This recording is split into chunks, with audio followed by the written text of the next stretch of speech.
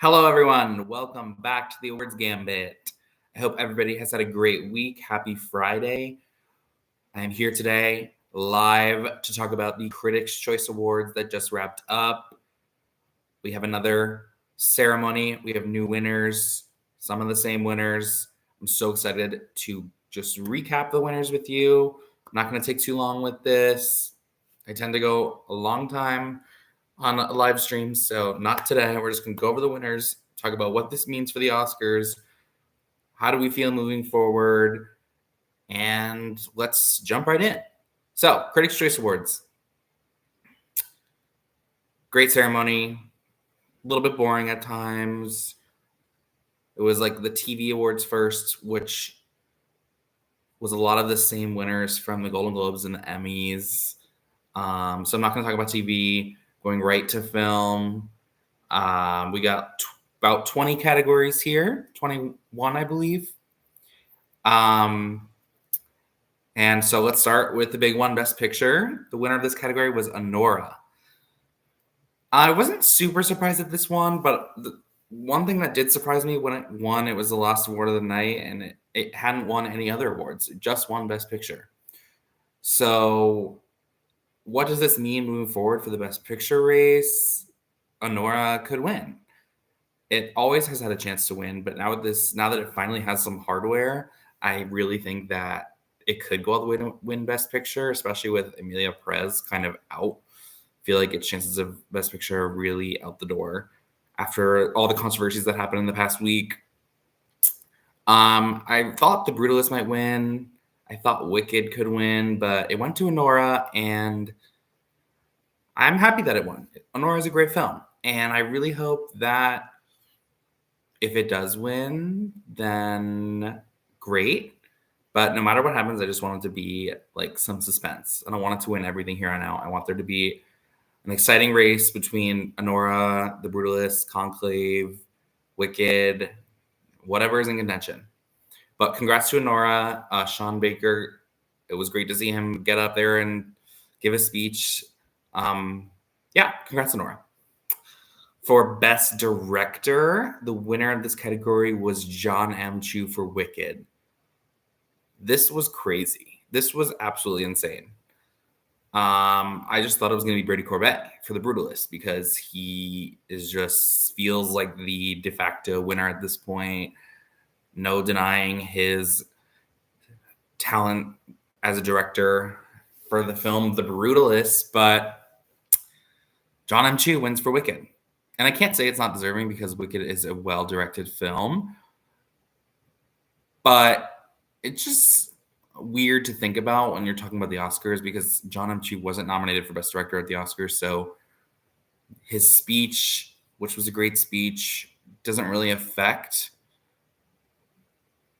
his chances of winning the Oscar because he wasn't nominated.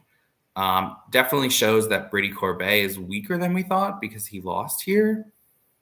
I still think he's going to go on to win the Oscar, but it is important to note that, maybe there's a little bit of weakness there. But yeah, it was good to see John M. Chu get some recognition for the achievement that was Wicked. And my favorite part about that win was when they announced his name, and like you could just tell everyone at that table was so excited for him. And just to see the team of Wicked together, celebrating together, like I love that moment. So, congrats, John M. Chu. But Oscars, what's going to happen for Best Director? Who knows? Probably Brady Corbet, but really interesting thing that happened here. That was like the biggest shock of the night for sure. Anyway, moving forward, Best Actress, winner of this category, Demi Moore, The Substance. I don't know. I feel like she could go on a sweep. But I think the person who's in second place for the Oscars for Best Actress is Fernanda Torres. Fernanda Torres was not nominated anywhere except the Golden Globes, where she won.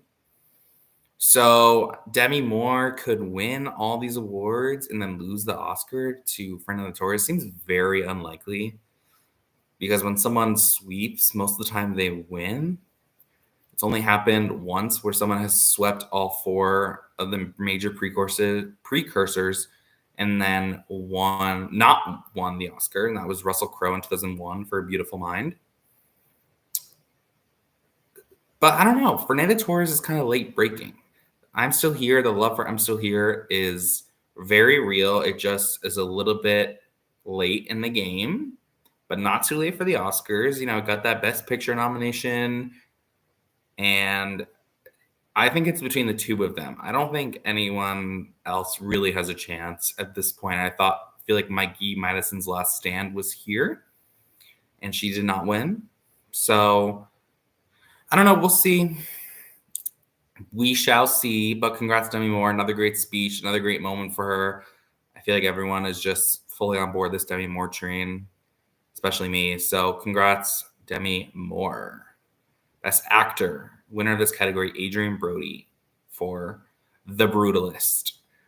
I can't say I was surprised by this win. Although after Brie Corbet lost Best Director, I was like, wait, like Best Actor? Like if Brie Corbet lost Best Actor, if Brie Corbet lost Best Director, what's going to happen with Best Actor?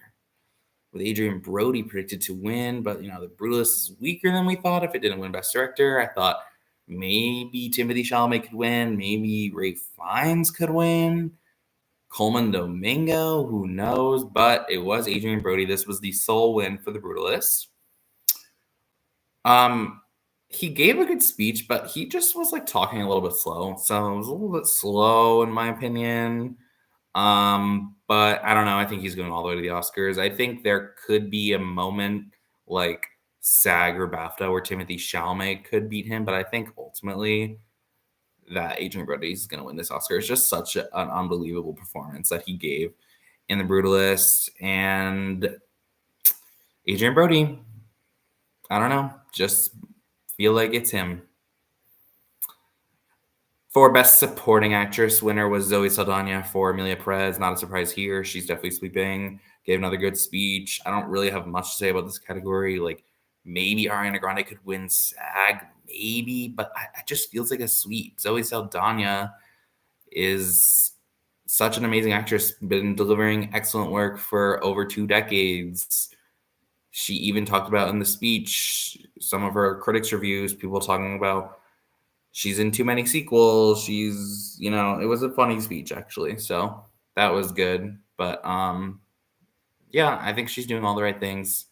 Emilia Perez controversies could, take her down a notch, but I think at this point it's too far gone. For Best Supporting Actor, winner is Kieran Culkin for Real Pain. He was not there to accept the award. He's doing rehearsals for a Broadway show he's in. He's sweeping. I have nothing else to say about this. Like, if anyone could beat him, it'd be Edward Norton at SAG or somebody British at BAFTA.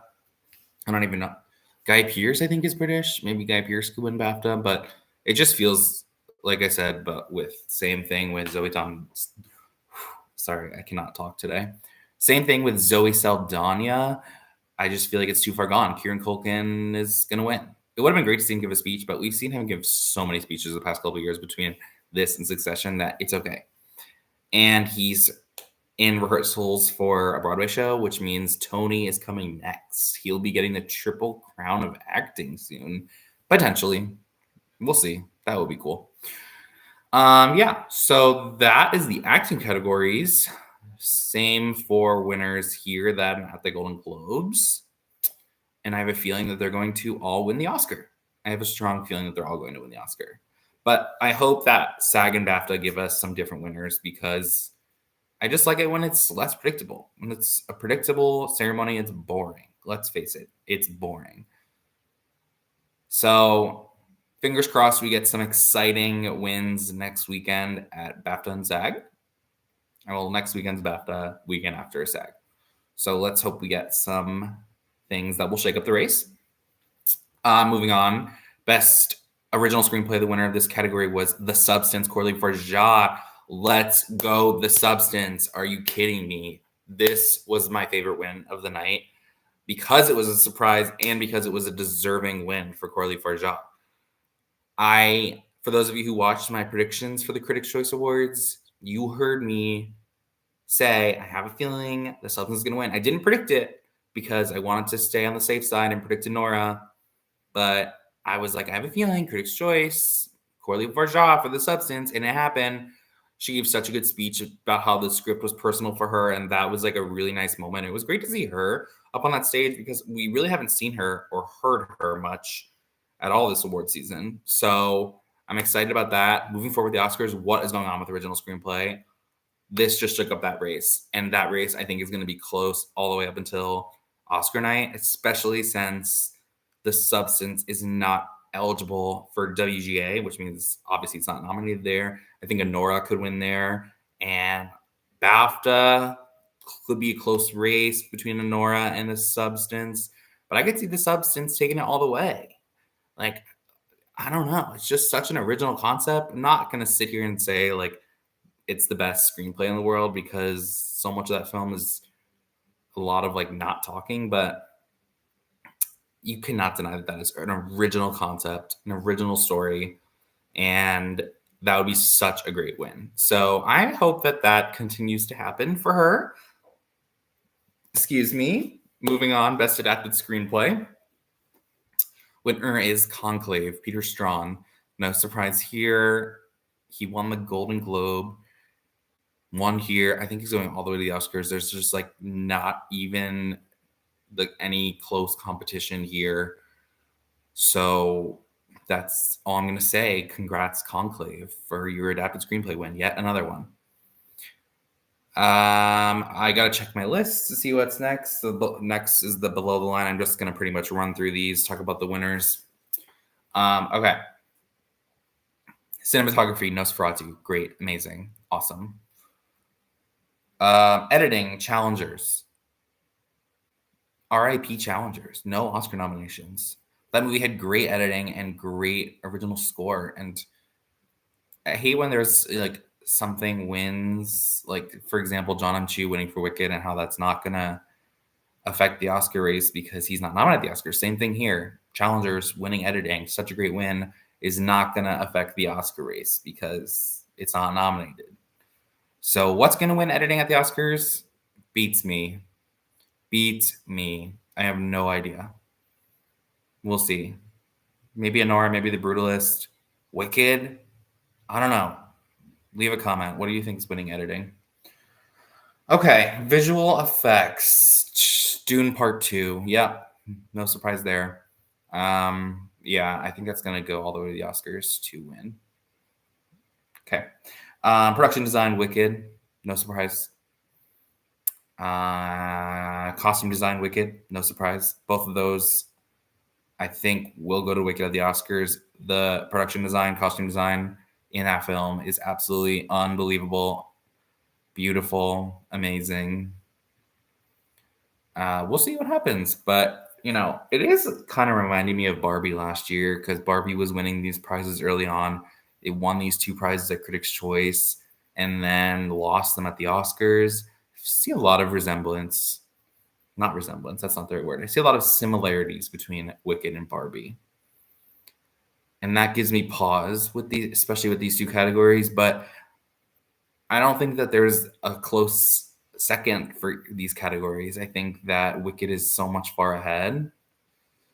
So much more far ahead. So much more ahead. I don't know. I can't speak English today, guys. Help me out. That I think that it'll probably win. Still got about a month left to go. So, you know, things could change. But I feel good about Wicked winning these 2 categories at the Oscars. Makeup and hair. The Substance. This one's going all the way to the Oscars. I have no doubt it's going all the way to the Oscars. All right.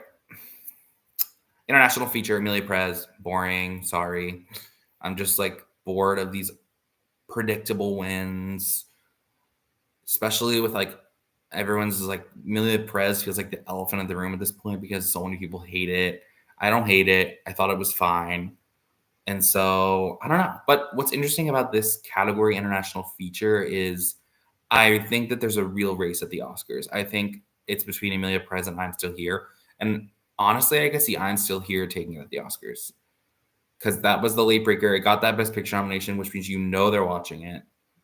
And with all the Emilia Perez controversies, and I think Emilia Perez will win at least one award at the Oscars.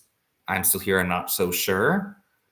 So I feel like maybe they want to give it to I'm Still Here. And, Brazil, there's so many people championing Brazil, especially online. I feel like there's so much more of a campaign to happen in the next 3 weeks to get I'm Still Here to win that award. So we'll see what happens. But here it was Emilia Perez and Jacques Audiard, like whatever. He gave a speech. I feel like it's hard because he doesn't speak English. So like there's a bit of a barrier when he's talking. Like I can't really feel his sentiments because it's being spoken through a translator. So like that's part of the reason for me that it's boring, but also the fact that it's predictable. So we'll see what happens. International feature.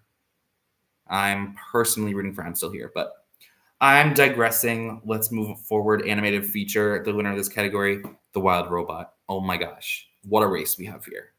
I love it when this category is close because when it's, I've said this so many times already, but when it's predictable, it's boring. We got Flo winning at Golden Globe, Wild Robot winning Critics' Choice. Could be a 2-horse race. I don't know what's going to happen. Honestly, it could go either way. But I'm glad to see The Wild Robot get some recognition because that was a really good movie. And yeah, so we'll see what happens. I'm excited. Ensemble. This is a category that is not at the Oscars, but it's here. So we're going to talk about it. The winner in this category was Conclave. Very deserving win. That was really good ensemble. And Ray Fiennes got up and gave a speech on behalf of the cast. So that was nice to see him up there having his moment. Yeah, congrats, Conclave. Best comedy. The winner, it was a tie. Critics' Choice loves ties. The winners were Deadpool and Wolverine and A Real Pain. Cool. Congrats. Best Young Actor and Actress, Maisie Stella for Mild Ass. Great breakout performance in that film. I hope to see more of her. Congrats, Maisie. Best Song, El Mal, Emilia Perez. Boring, sorry. I mean, like, the song is fine. Not a strong year for original songs in films, in my opinion. But just boring because it's predictable, like I have been saying. Cool. Yeah, congrats, Emilia Perez, El Mal. And last but not least, Best Original Score. The winner of this category was Challengers, R.I.P., R.I.P., R.I.P., R.I.P. No score nomination at the Oscars. Absolutely unbelievable. But here we are. What's going to win original score at the Oscars? I don't know. Because Challengers keeps winning the precursors. So what is going to win at the Oscars? I don't know. Brutalist, Conclave, maybe even Wild Robot could win this category at the Oscars. I don't know. But that's all the winners. I'm going to briefly wrap this up by giving some tallies, which movies won the most awards. The leaders of the night, there were 3 movies tied with 3 wins. That was The Substance, Wicked, and Emilia Perez. I love the spreading the wealth. I'm glad nothing is like sweeping everything because that would really be a doozy. That would really be boring. But we got some spreading the wealth. So congrats to those 3 films. The Substance winning 3 awards is amazing. What if it wins 3 Oscars? Like that could really happen. That'd be awesome. And with 2 wins apiece, we have Conclave, A Real Pain, and Challengers. Those are all the films that won more than one Critics' Choice Award. So great that we're spreading the wealth. And yeah, that's all I have to say about the Critics' Choice Awards. Stay tuned. SAG next weekend. Hoping to do a video for that, predicting who's going to win those 5 film categories. And yeah, thank you for those who tuned in. I really appreciate it. And we'll see you next time on the Awards Gambit. Take care.